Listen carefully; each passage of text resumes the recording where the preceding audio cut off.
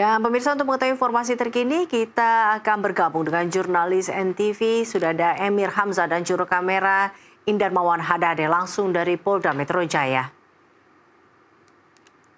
Ya, Emir, apakah gelar perkara yang rencananya akan dimulai pagi ini sudah berlangsung dan adakah temuan fakta-fakta baru yang ditemukan pada pagi hari ini?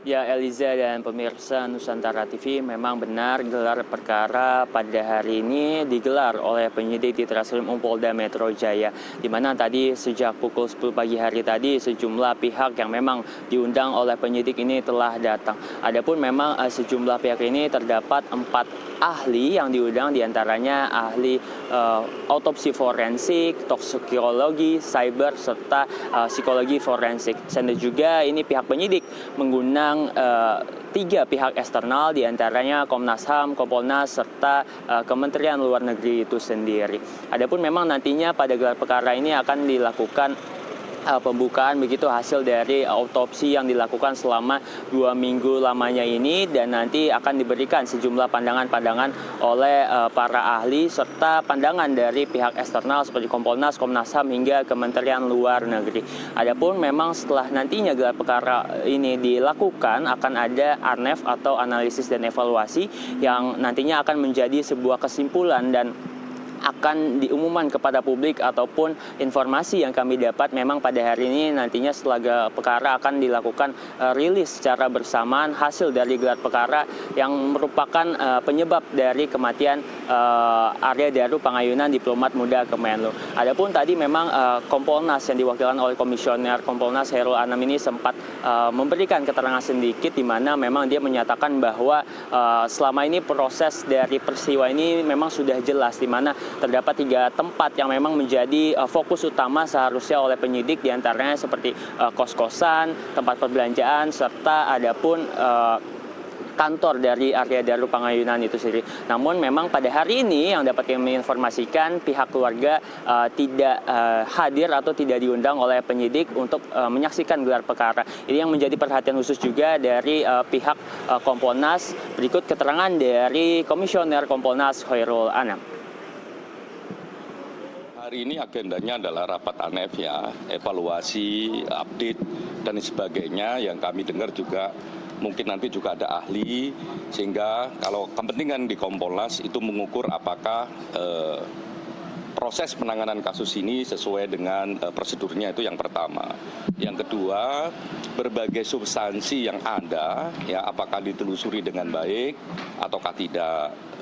Yang ketiga, apakah memang substansinya sudah bisa menunjukkan apakah bisa ditarik kesimpulan akan peristiwa tersebut.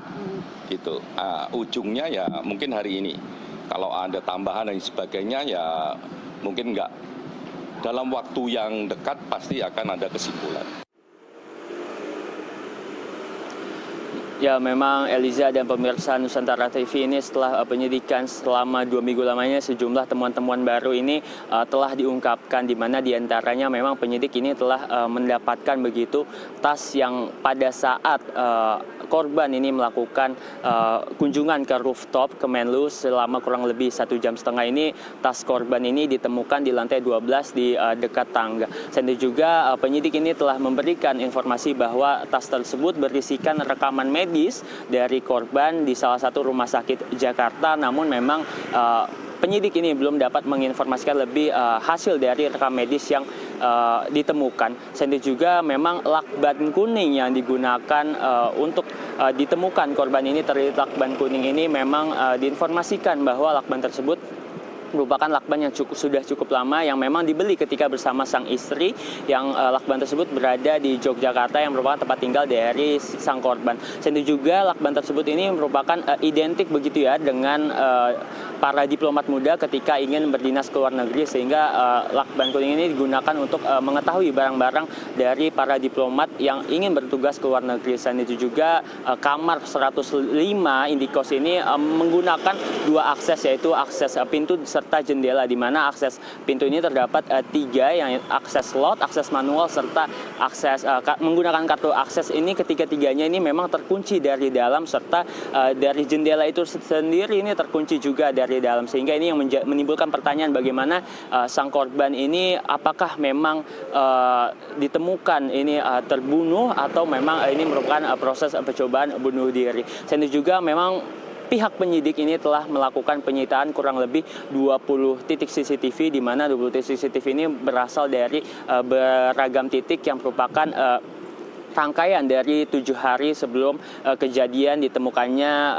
diplomat muda Kemenlu Arya Daru Pangayunan, serta telah melakukan sejauh ini sekitar 15 orang saksi yang berasal dari pihak keluarga, kerabat, rekan kerja, ataupun memang pihak-pihak yang berada di kawasan lingkungan indikos tempat tinggal dari sang korban. Eliza.